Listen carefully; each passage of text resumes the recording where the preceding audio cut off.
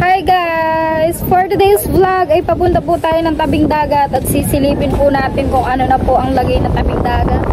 Sapagkat ako'y napakatagal na pong hindi napapasyal dito kasi lagi lang po ako doon sa may taas, hindi po ako nagagawi dito sa dagat. At ngayon nga po ay may bagyong Pipito. At ang Batangas po ay signal number 2. Ang bagyong Pipito dito po sa Batangas. Oh my God! Napakalaki po ng alon. Napakalaki po ng tubig at kasama ko po ang aking mga friends. Si Mara, si Mabel, si Lani, si Joy at si Frozen po ay may binibili lang po. Nandito pa rin po yung yung mga kahoy at basura dala po ng bagyong Christine. At hanggang ngayon ay mayroon pa po at meron pa ulit bagyong paparating. Oh my God. Hindi pa po nauubos yung dulot ng bagyong Christine. Ayan. At marami pa rin at may mga bagyo pa na paparating. Yung mga ibang bagyo po ay lumihis. Pero itong Pipito ay malakas po, signal number 2, pero as of now ay hindi pa naman po kami inuulan.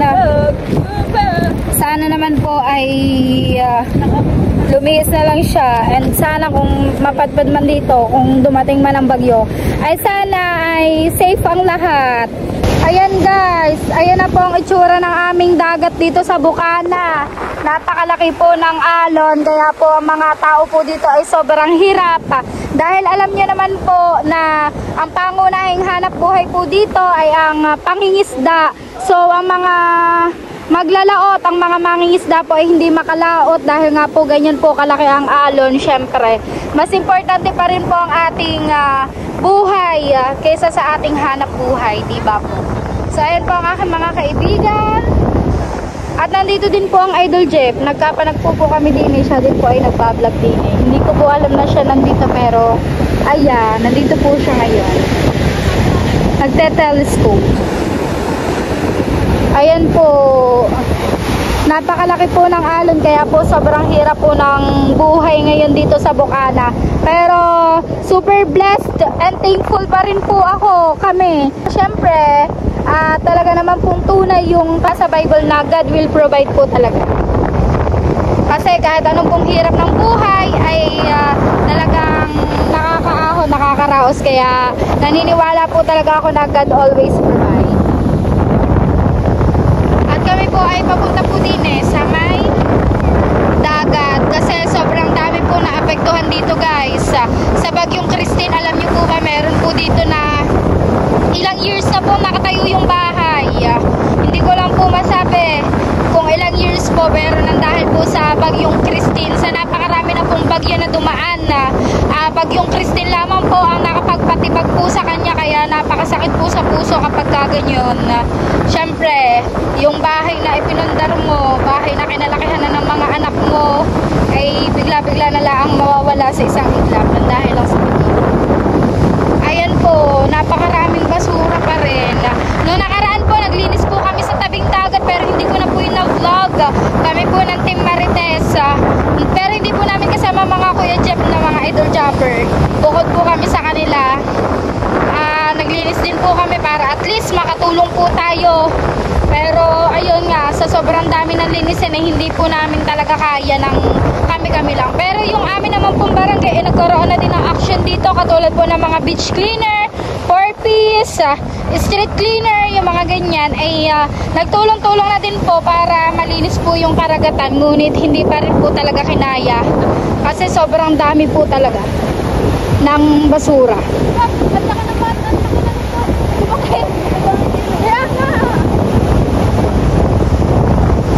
Yung ibang dito, yung mga resort, yan, yung mga katulad po yan, ang ginagawa po nila para lang po maging malinis yung harapan ng resort nila, ay bumabait po sila sa mga tao para po linisin po yung pinakaharapan po ng kanilang resort.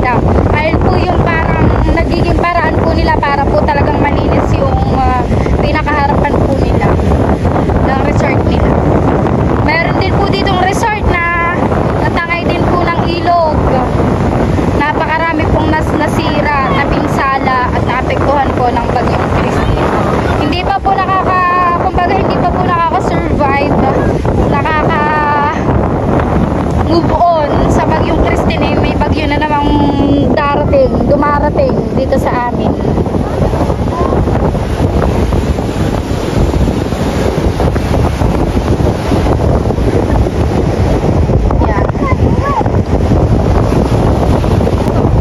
Yan guys, nandito na kami sa part na malapit na kami sa may ilog. Super duper daming basura dito. Mas marami pa pong basura dito kaysa doon sa may harapan namin.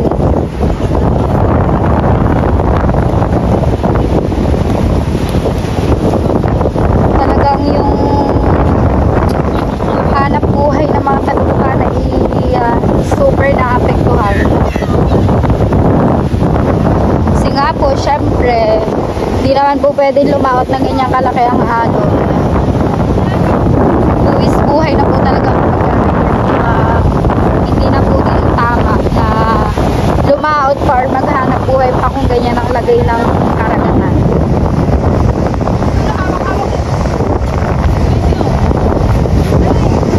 Syempre po, meron din naman po na mga taong mabubuti ang puso na nagbibigay po ng mga relief goods dito.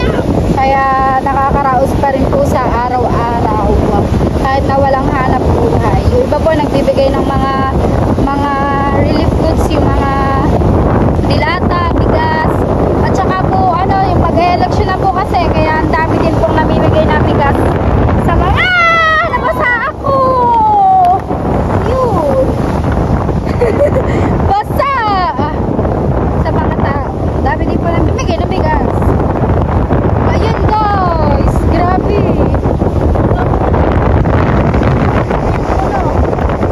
Basta ako. Guys, ayun mamaya papakita ko sa inyo.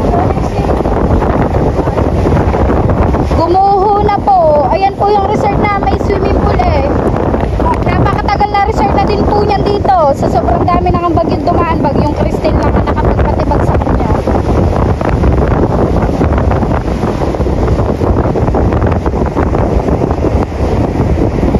Grabe. Talagang walang tira.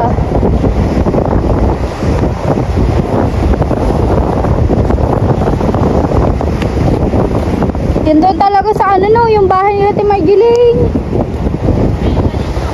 Yung bahay po talaga doon, isang bahay nadala. Ayan guys, yan. Pinsala din po yan ng bagyong Christine. Dulot ng bagyong Christine. Nasira. Doon po. Yun, doon yung bahay na nadala. Medyo malayo naman po yun sa ilog. Medyo malayo, pero sa sobrang lakas nga po ng bagyo ay diba po binuksan daw po yung gandiyan, kaya po lumaki po yung alon. Ayun, nadala po yung yung bahay na napakatagal na nakatayo. Nakakadurog ng puso.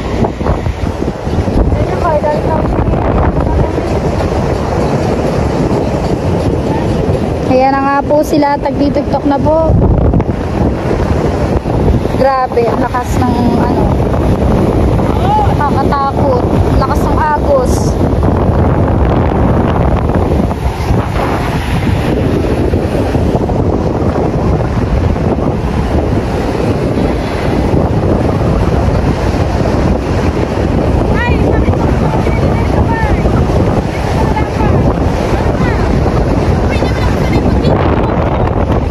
Ngayon lang po ako nakapasyal dito kasi hindi naman po ako napapagawi dito. And ayun nga guys, pagpasensyahan nyo na sana itong vlog ko kasi katatapos lang po namin mag-live. Kasama po yung mga kaibigan ko kasi nga po kami everyday nagla-live po kami. 3 times a day po kami nagla-live. Umaga, tanghali at gabi. And ayun, thank you so much nga po pala sa lahat po ng nanonood po ng aking vlog. Kahit po napanood nyo na po sa iba yung dalawang upload ko po na-upload sa channel ko, yung mga latest vlog ko po. Alam ko po na napanood nyo na po yun sa iba, pero thank you po kasi pinanood nyo pa rin po sa channel ko. At ayun nga po, kami nga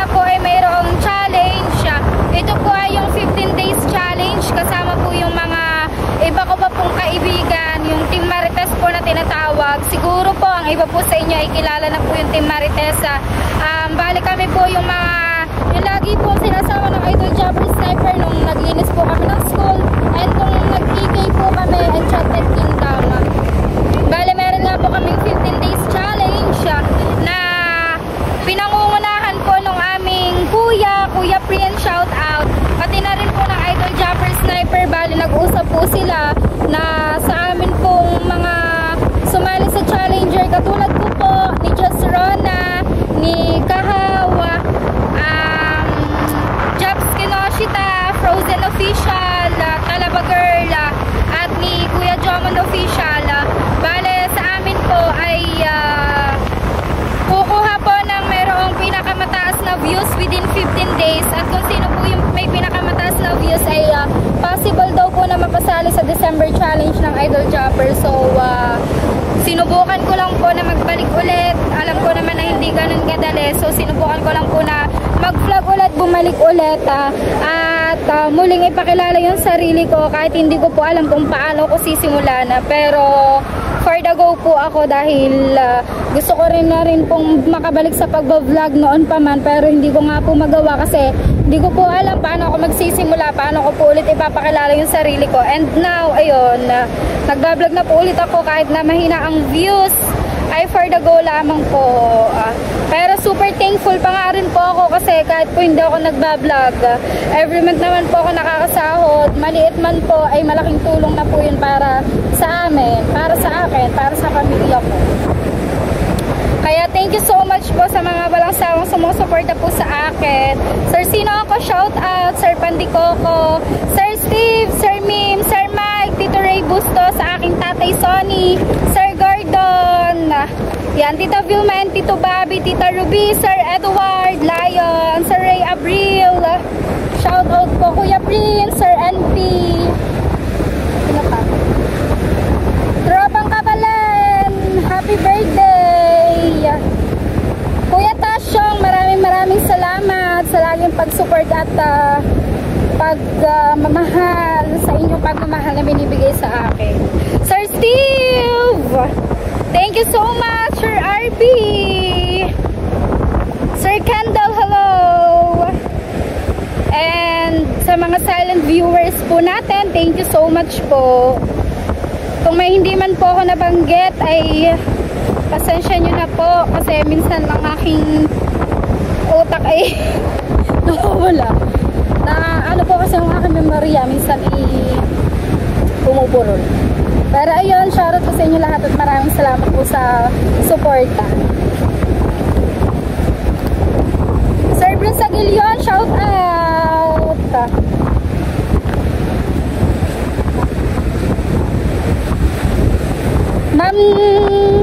Ma'am Glancy, Sir Juncy, Ma'am Jenny USA TV, shout out. Sir Ken Kate, Sir Gis Entel, Sir Sneak Peek, Sir Mua, shout out.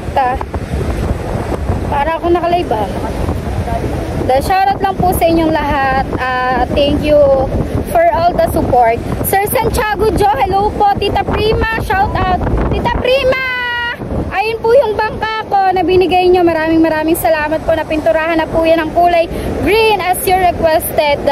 Hindi ko pa lang po yan na papapinturahan. At hindi pa rin po mailabas ng kuya kasi nga po masama po ang panahon. Pero thank you po kasi isa po yan sa naging source of income ng kuya ko. At hindi lang po siya yung natutulungan ng bangkang yan, pati na rin po ang lola ko. Bali hindi na po ako, kung makahuli po sila ng maganda gamit ang bangkang yan, ay hindi na po ako humahati po sa kanila. Dahil ang kuya po sa tuwing lumalaot po siya, nangingisda, meron po siyang isang sinasama. Kasi nga po, ano po yun yung panet po, yung pamamante kung tawagin. Meron po siyang isang kasama, so kapag po humuli po ang mga kuya, may nahuli, papartehan niya pa po yung kasama niya. Tapos ang lola ko din po, papartehan niya pa din po kasi ang lola ko po ang bumibili po ng gasolina, ganyan. Or kapag may nasisira sa bangka, ang lola ko din po ang nagpo-provide noon. Kasi ang lola ko po ay meron lang siyang maliit na tindahan. Ang ginagawa po kasi ng lula, kapag po binibigyan po siya ng kuya parte doon po sa huli sa bangka, itinatabi po niya yun para in case of emergency po. So hindi na po ako pumaparte sa kanila kasi wala naman din po ako, pero syempre mas kailangan po yun ng lola ko tsaka ng kuya ko. At napakasipag po ng kuya kong yun kasi mula Lunes hanggang Sabado nagko-construction po siya or pintor. Pero tuwing linggo lumalaot po siya, lumalabas po siya. Hindi po niya itinuon yung sarili niya sa pangingisda dahil ang lagi niya sinasabi ay hindi palaging swerte. Kasi kapag po doon sa construction, kahit mahirap or sa tingin ng iba ay mababang trabaho, ay sigurado naman po na mabubuhay niya po yung pamilya niya. Kaya hindi po siya nagtuon sa pangingisda. Pero kapag wala naman pong trabaho, syempre, araw-araw po siyang nangingisda at malaki na din po yung naidulong ng bangkang yun sa amin. Sa kanila. And of course sa akin na din po kasi kapag po meron sila ay masaya na po ako doon. Super happy na po ako na makita na sila ay kumikita. So as of now wala po akong tindang ice cream kasi bagyo. So yung last batch ko po pinakayo po na Kuya Tasyong. Shoutout Kuya Tasyong, thank you. Yung last batch ko po pinakayo po na Kuya Tasyong and nag-order po ako. Pero nung nalaman ko po na magkakaroon ng bagyo, hindi ko po kinuha. Sabi ko po cancel order po muna. Tsaka na lang po ulit kapag gumanda na ang panahon. Kasi po, pero maganda naman po yung ano ko sa ice cream kasi every time na magba-brown out then may natunaw akong ice cream, babalik naman po nila sa akin yun. Hindi po as in babalik, like ganito po. Sa next order ko po, halimbawa 6,000 po yung order ko, yung na-deform kong ice cream o yung natunaw kong ice cream is worth 3K. So 3K lang po ang babayaran ko sa next order ko. Ganyan po, parang wala po akong lugi. Hinihingal ako kasi sobrang taba ko na. Hindi ko po kasi ako sanay maglakad.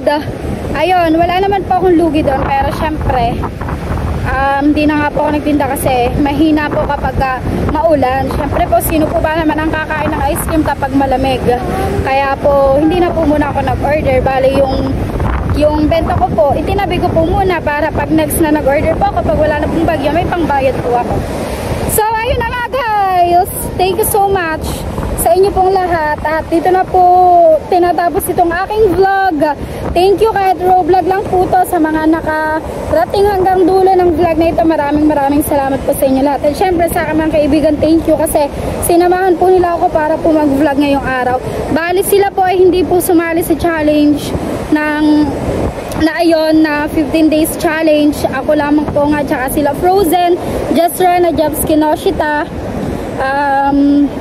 Jomar, Kahaw, and Talaba Girl. Kami lang po yung sumali. Pero sila po ay hindi.